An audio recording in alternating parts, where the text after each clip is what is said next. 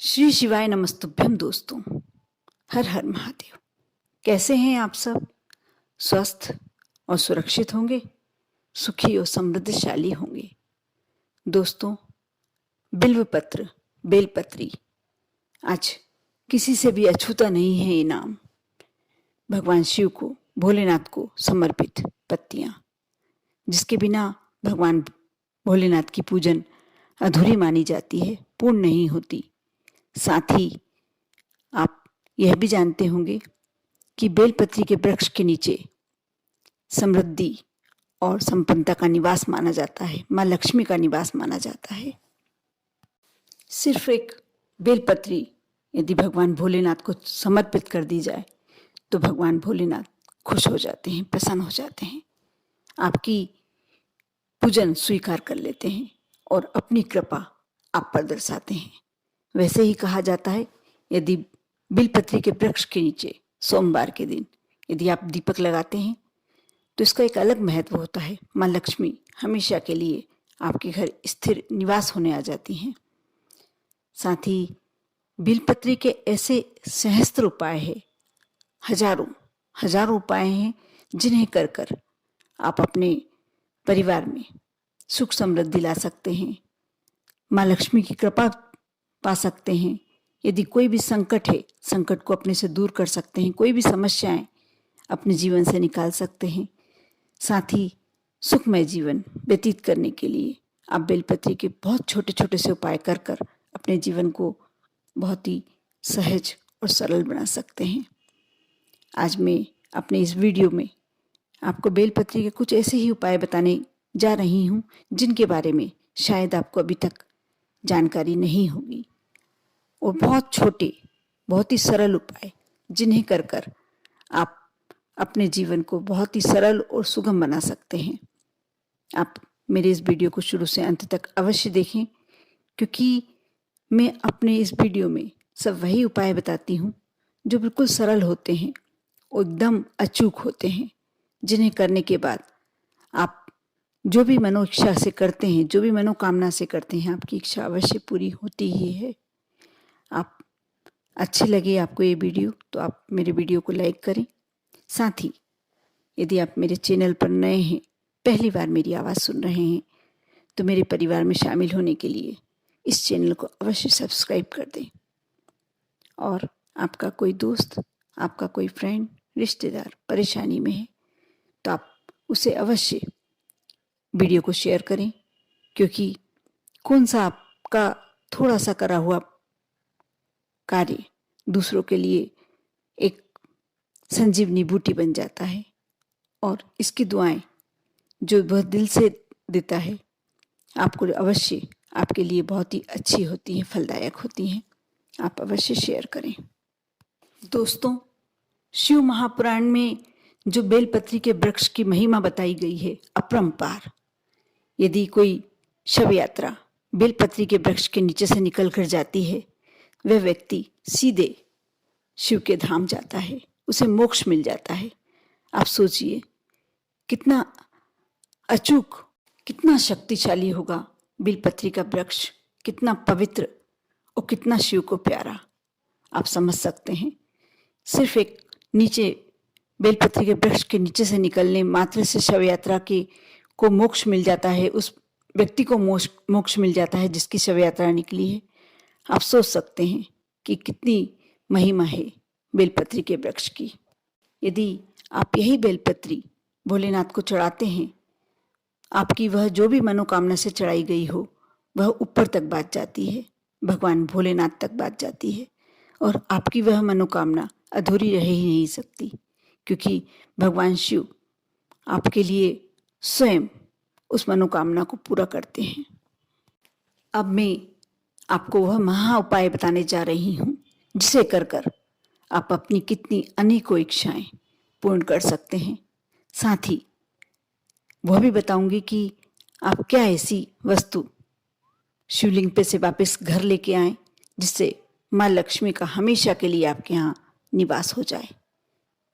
आप जब मन चाहे प्रत्येक सोमवार, शिवरात्रि, जो मासिक शिवरात्रि आती है उस पर, या जो महीने में 2 प्रदोष पड़ते हैं, आप कोई भी एक समय बांध लें, कोई कि मुझे सोमवार की सोमवार यह उपाय करना ही है, या मुझे हर प्रदोष करना है, या जो मासिक शिवरात्रि आती है उस पर मैं उपाय करूं। ऐसा करके आप नियम बना लें। सोमवार के दिन, जिस भी दिन आप चाहें, सोमवार, प्रदोष, शिवरात्रि, भोलेनाथ के जो भी दिन होते हैं उनमें आपको यह उपाय करना रहता है।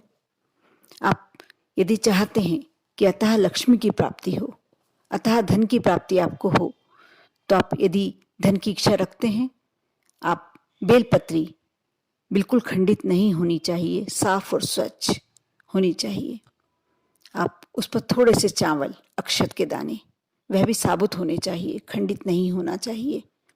आप 5 सोमवार या पूरे 12 महीने की प्रदोष या 12 महीने की शिवरात्रि, 6 महीने की शिवरात्रि, जितना भी आप करना चाहते हैं, आप मन में एक संकल्प करें, थोड़ा सा जल छोड़ें, चावल छोड़ें, अक्षत छोड़ें, उसके बाद आप यह कार्य करें।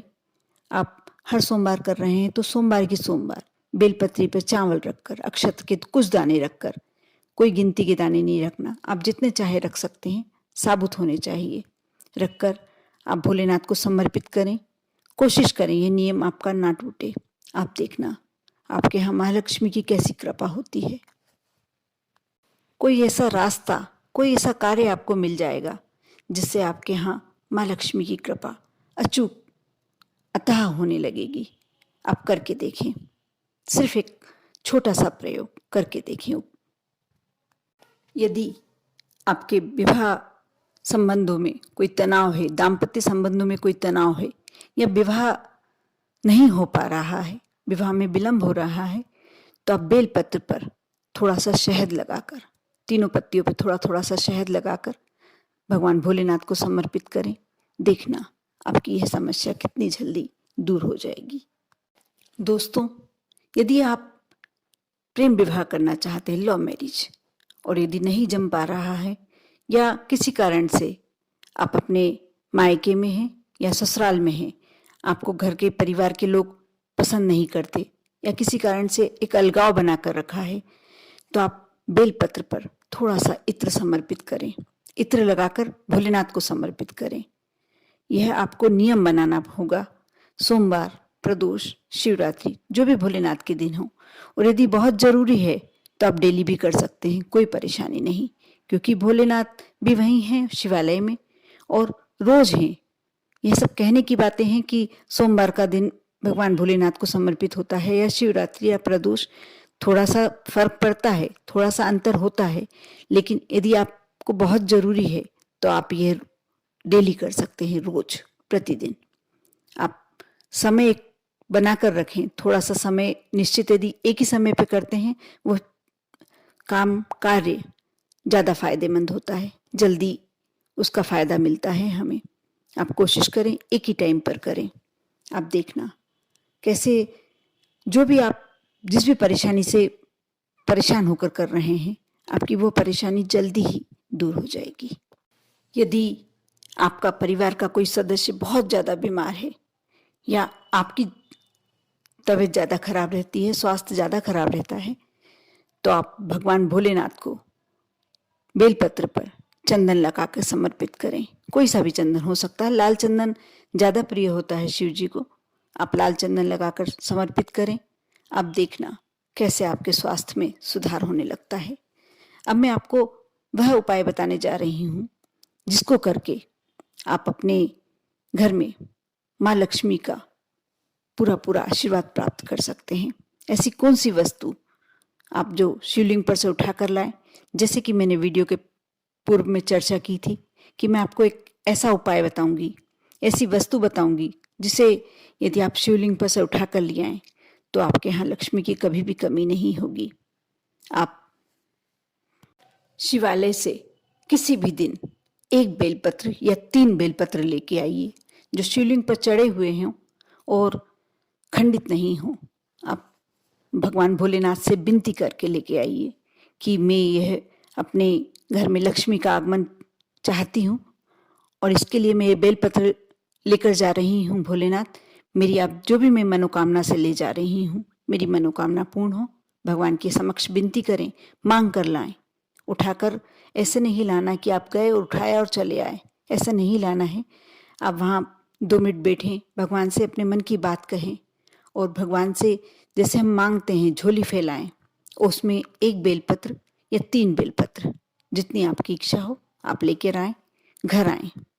घर आकर आप उस पर लाल चंदन आप थोड़ा सा घिस कर रखें, लिख, और उस पर श्रीम, जो महालक्ष्मी का बीज मंत्र होता है, श्रीम आप तीनों पत्तियों पर लिख लें लाल चंदन से बेलपत्री पर, और उसे वहीं रखे रहने दें आप मंदिर में।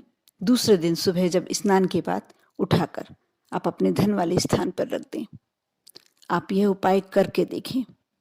जब कुछ समय बाद, 3 महीने बाद, 6 महीने बाद फिर से वही आप एक प्रक्रिया फिर से वही दोहराएं।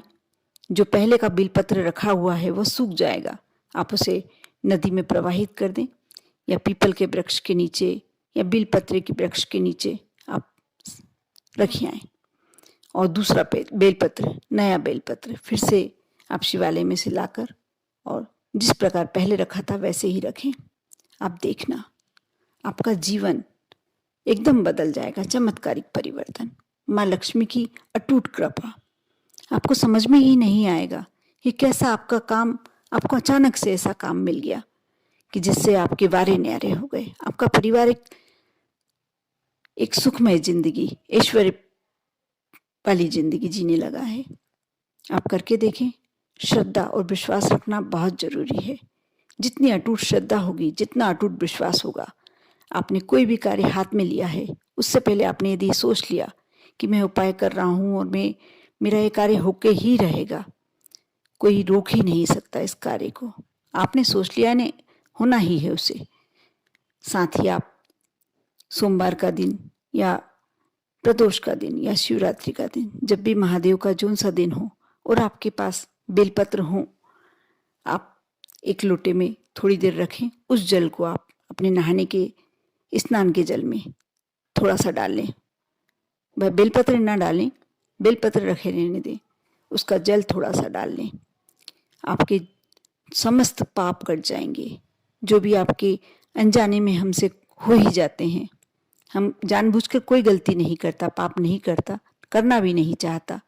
आज का समय ऐसा है, सभी लोग डरे रहते हैं, लेकिन हो जाती हैं हमसे गलतियाँ। अनजाने में जो गलतियाँ हो गई, जाने अनजाने में, वह सब माफ़ कर देता है भगवान। भोलेनाथ स्वयं उसकी माफ़ी आपको देते हैं। जब आप बेलपत्री के जो पत्तियों के जल से स्नान के जल में डाल लेते हैं, उससे आपका पाप खत्म होकर पुण्य धारण हो जाता है आपको। आप करें। आपके लिए मैं सब उपाय इसलिए लाती हूँ और सब अचूक हैं। आप मान के चलिए। यह एक अलग बात है कि आपके लिए कौन सा सटीक बैठ जाए और आपकी करने के प्रति आपकी श्रद्धा और विश्वास किसके प्रति कैसा है, उस पर डिपेंड करता है। बाकी मेरे सारे उपाय मैं ये जानती हूँ कि अचूक होते हैं। आप भी करें और अपने जीवन को धन्य बनाएं। ओम नमः शिवाय।